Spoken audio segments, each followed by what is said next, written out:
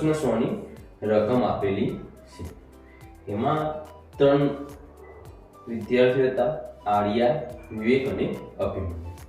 હવે એમાં આર્યા જોડે 2 સેન્ડવિચ હતી. એક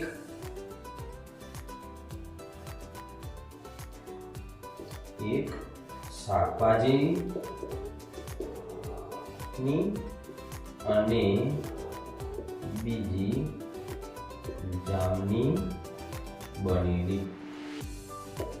તો આર્યા જોડે 2 સેન્ડવિચ હતી, એક શાકભાજીની બનેલી અને બીજી જામની બનેલી.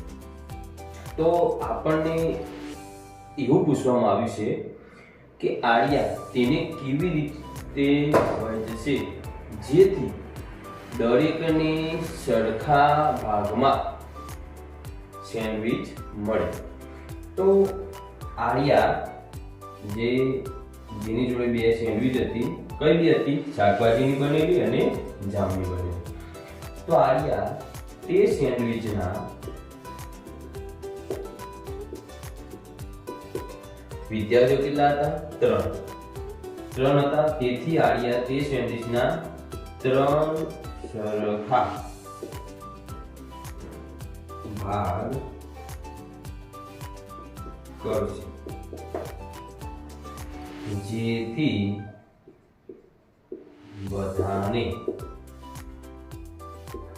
સરખા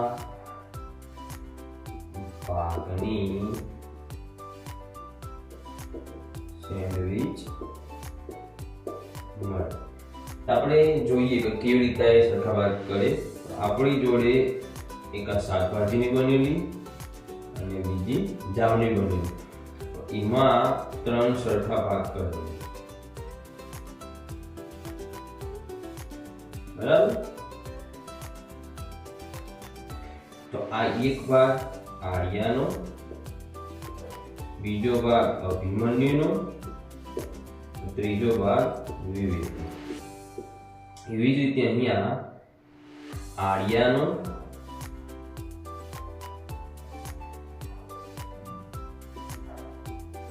આ ભાગ વિવેકનો અને આ ભાગ અભિમન્યુ. આ રીતે 3ને સરખા ભાગમાં સેન્ડવિચ મળશે. હવે બીજો પ્રશ્ન એનો બી એવો પૂછવામાં આવ્યો છે કે દરેકને કેટલામાં ભાગની સેન્ડવિચ મળશે. તો આપણે જોઈએ કે દરેકને સેન્ડવિચનો ત્રીજો ભાગ મળે. તો દરેકને સેન્ડવિચનો 1/3 ભાગ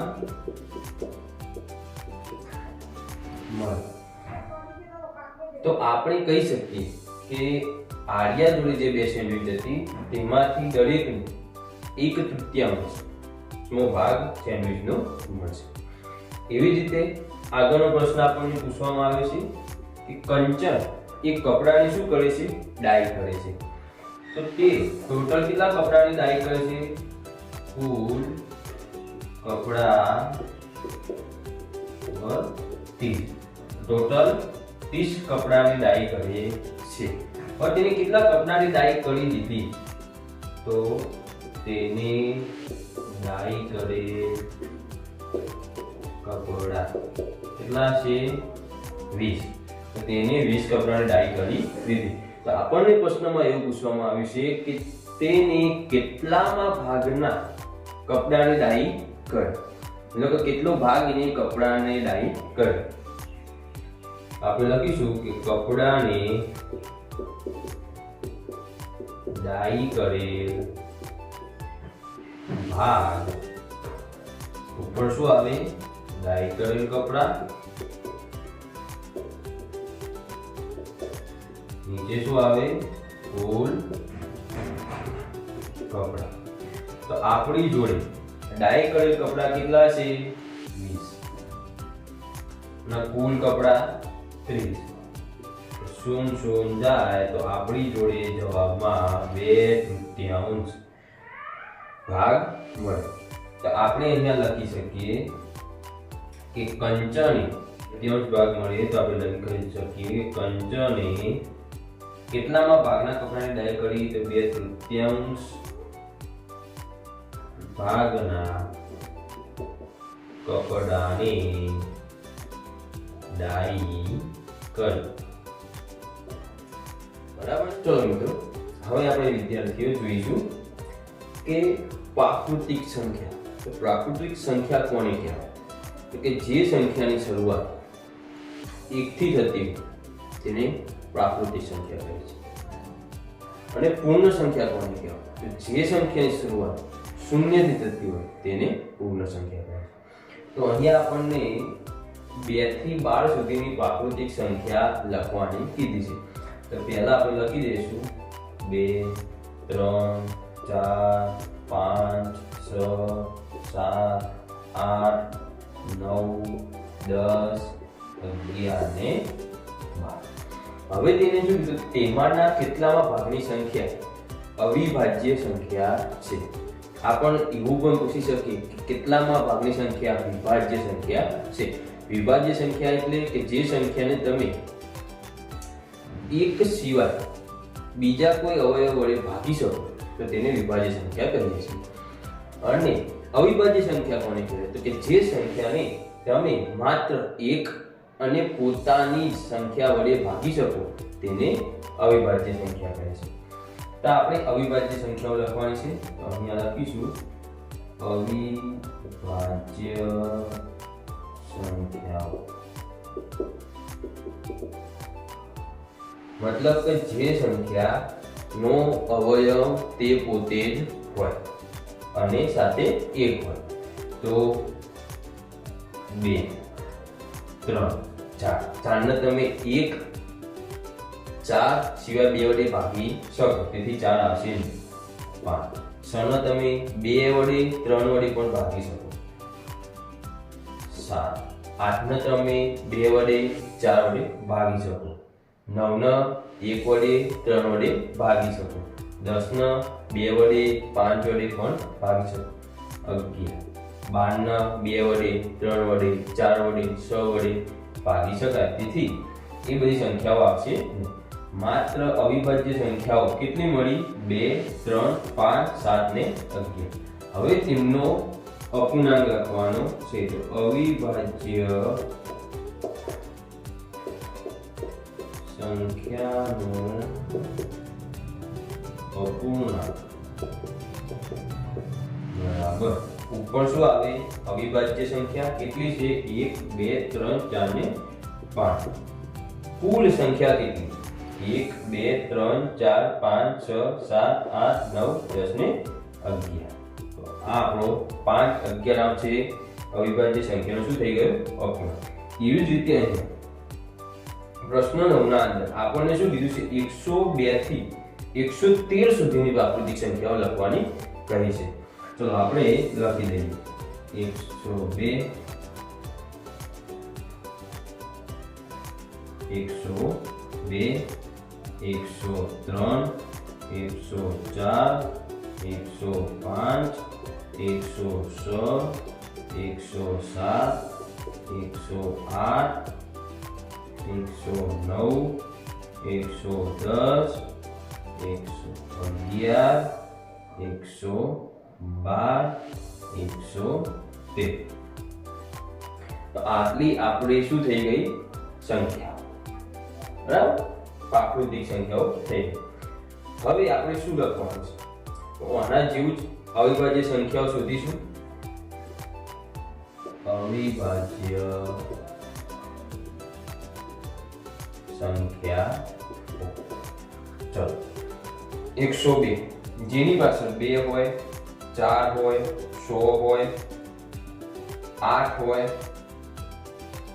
10 હોય 12 એ બધી સંખ્યાઓ કેવી હોય? વિભાજ્ય સંખ્યાઓ. માટે એટલી પણ એ સંખ્યાઓ આપવામાં આવશે. ચલો 103 ને જુઓ. 103 તમે 2 વડે ભાગી શકશો? ના. 3 વડે? ના. 4 વડે? ના. 5 ની ચાવી શું કે 0 ને 5 હોય તો 0 5 નથી તેથી ના ભાગશે. 100 ની ચાવી કે જે તમે તે સંખ્યાને 2 વડે અને 3 વડે ભાગી શકો તેને તમે 6 વડે ભાગી શકો એ પણ નથી. 7 ની ચાવી હોય નહીં. 8 ની ચાવી છેલ્લા 3 અંકોને તમે 8 વડે ભાગી શકો તેની 8 ની ચાવી કહેવાય, પણ છેલ્લા 3 અંકોને આપણે 8 વડે ભાગી શકતા નથી. એવી જ રીતે 9 ની ચાવી તો 9 નો અવયવ નથી બનતો.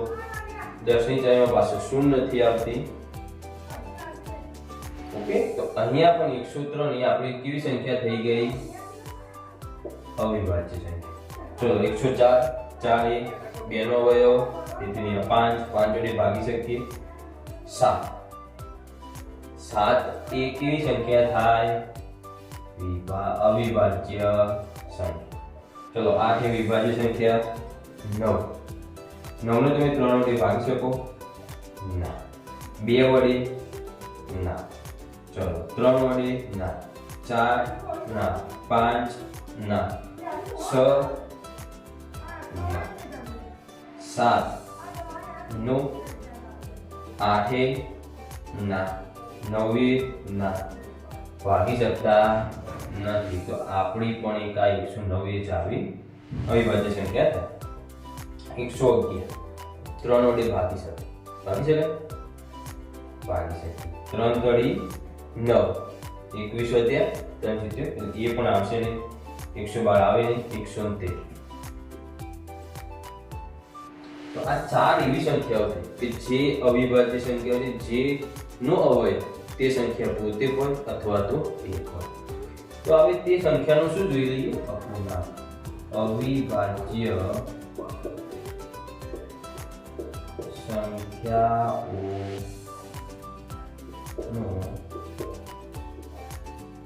અપૂર્ણાંક બરાબર કેટલો થાય? 4 ભાગ્યા 4 એ શું થઈ જાય? અવિભાજ્ય સંખ્યાઓ. ટોટલ સંખ્યાઓ ગણી લો. 1 2 3 4 5 6 7 8 9 10 11 ને 12. 4 12 4 12. જવાબ થઈ ગયો 4 12. ઓકે, ચલો હવે પ્રશ્ન 10 શું કીધું છે કે આપેલ વર્તુળમાં જેમાં શું આપેલું છે? x. એટલે દરેક પેલા આપણને શું હતું? સાંગિક કરતા હતા આપણે. આ વર્તુળમાં શું આપેલ છે? x. તો જે આપેલ વર્તુળમાં જેમાં શું છે? x છે, એનો અપૂર્ણાંક શોધો. તો આપણી જોડે આપેલી આકૃતિના અંદર આપણે જોઈએ કે 1 2 3 ને 4. તો 4 એવા છે જેની 4 એવા વર્તુળ છે કે જેમાં શું આપેલું છે? x આપેલું છે. ટોટલ આપણા જોઈએ કેટલા વર્તુળ થયા? 8. તો આપણે લખીએ કે x આપેલ વર્તુળ બરાબર 4. અને કુલ વર્તુળ કેટલા? 8.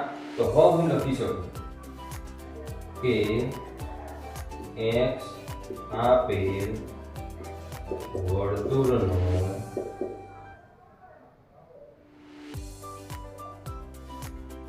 અપૂર્ણાંક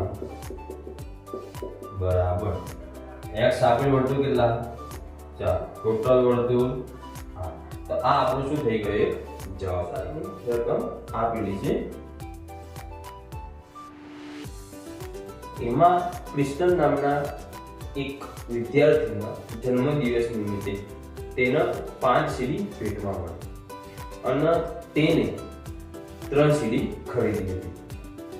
તો આપણને તે સીડીના કુલ ભાગનો અપૂર્ણાંક શોધવાનો કીધેલો છે. એમાં ક્રિસ્ટીને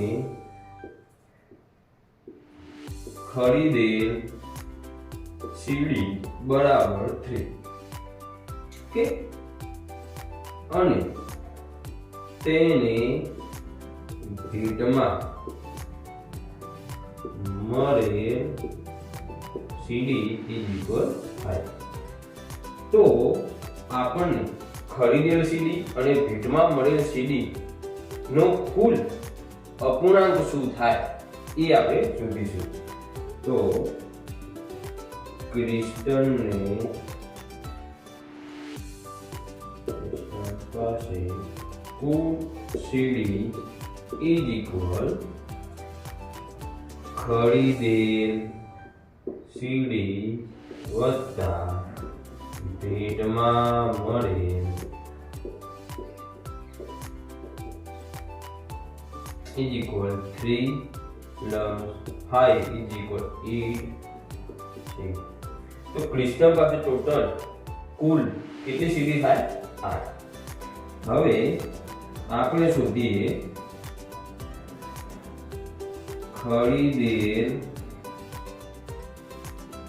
સીડી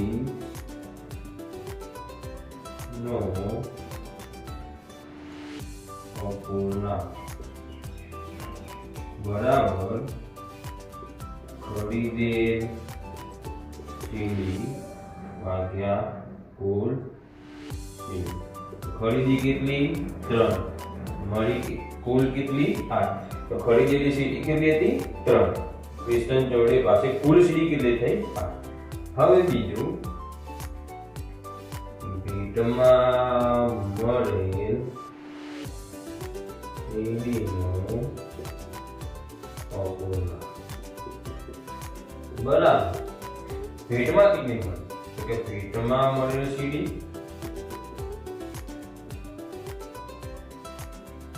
ભાગ્યા કુલ સીડી. કૃષ્ણને ભેટમાં કેટલી મળી હતી 5 અને 2 કુલ 8. તો 5 આપણો સ્વાધ્યાય 7.1